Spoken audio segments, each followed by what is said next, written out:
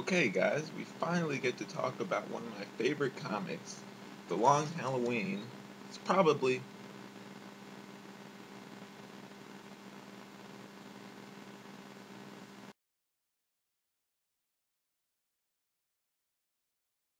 so. Some of you might not be aware of this book's influence on.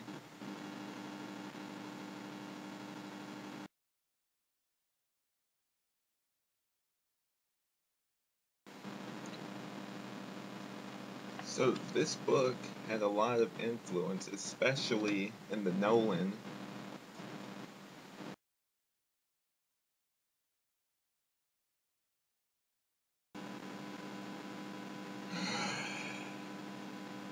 Okay, fine. I'll review this stupid movie.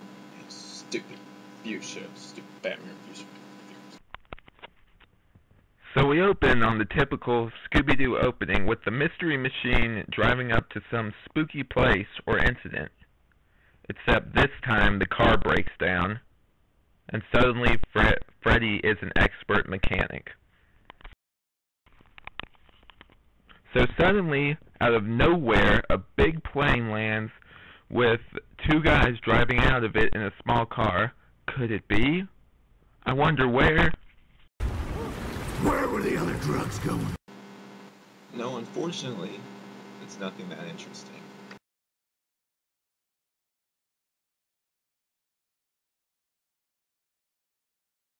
They discover the crate the bad guys left, and then they hear a noise and hide.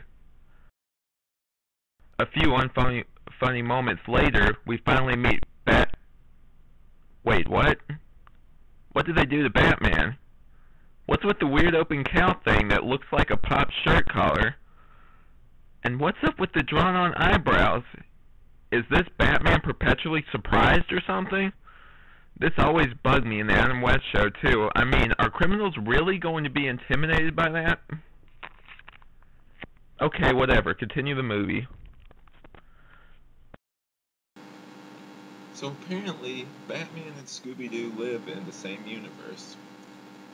I don't know what would happen if they did a crossover with The Dark Knight. Ugh. Never mind. So we get some exposition from the frozen Batman and Robin. Seriously, the only thing moving is their lips. So they hear a noise. And naturally Batman, one of the most fearless protectors ever, decides to hide. Then we meet, insert name here, and open the contents of the crate. Batman, the world's greatest detective, sees a punch clown and thinks it's a punch clown. Now you see, normally the real Batman would investigate to see if it was dangerous, but no. So then after this hilarious scene, Scooby discovers there's money inside it. Batman investigates it. Never wore a turtleneck sweater. We find out the money is counterfeit. So after a few pointless scenes, one of which includes Scooby and Shaggy getting almost murdered by Batman by a car compactor, we finally return back to the house, which has somehow mysteriously disappeared. Bats tries to come up with some bogus excuse like it was group hypnosis, or maybe it was all a dream.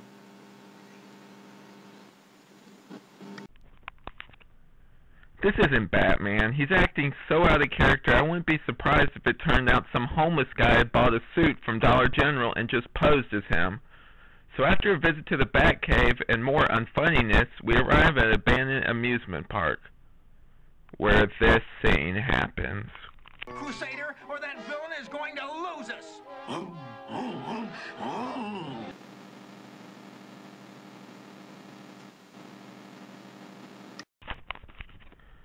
So, they see the Joker and the Penguin and tell the gang to back off. It could be dangerous now. So, they were fine putting them in danger when it was just suspected to be counterfeit criminals with possibly guns and who knows what else. But as soon as the Joker and the Penguin are involved, no. Suddenly, it's too dangerous for them to be there.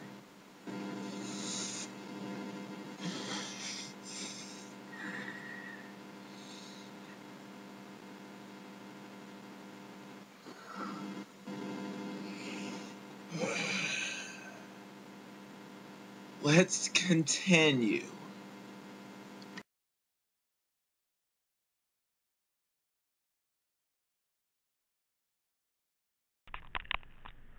So, we cut to the Joker and Penguin having a conversation about how they're going to get Batman and Robin. After Joker says a few corny puns, he decides to try and scare Batman with a few stock creepy sounds. Because you know Batman, a symbol of fear to all evil, is going to be terrified by that. So after searching a little bit more, they fall into a trap pit, confusing it for the Joker's hideout. So, with the dynamic duo trapped, the gang decides to go in and find them, and Joker sets up a few more stupid jokes along with fake monsters to scare them. After some more pointless time wasted, they run into some spooky skeletons. Scooby chases them, and they fall into the same pit, and we discover it's the Joker and the Penguin. This movie has more twists than the M. Night Shyamalan movie. One stupid pun and reverse-colored bat symbol later, they somehow escape the inescapable pit and arrest the Joker and Penguin. So we find out they didn't make the money, they just exchanged it for real cash over a period of time. But who could be behind this? Certainly not. Insert name here, the old lady. Spoiler alert, it was. Really, you think the kids would catch on that it's never the person you suspect that's usually behind it. Insert cliched ending where the villain moans about how they would have gotten away with it, and finally it ends. So, what do I really think of this movie? Well, it sucked! I mean, come on! The crappy animation, just all-around sloppiness of it. I mean...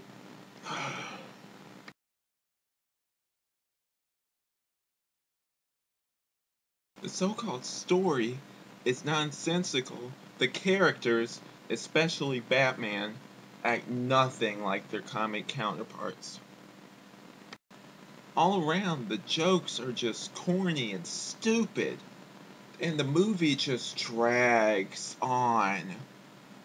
I mean, it's just for a movie that's just under, not even under 60 minutes, a movie that's just 39 minutes, this movie drags, trying to stretch out its time with unfunny jokes and pointless scenes. Crusader, or that villain is going to lose us!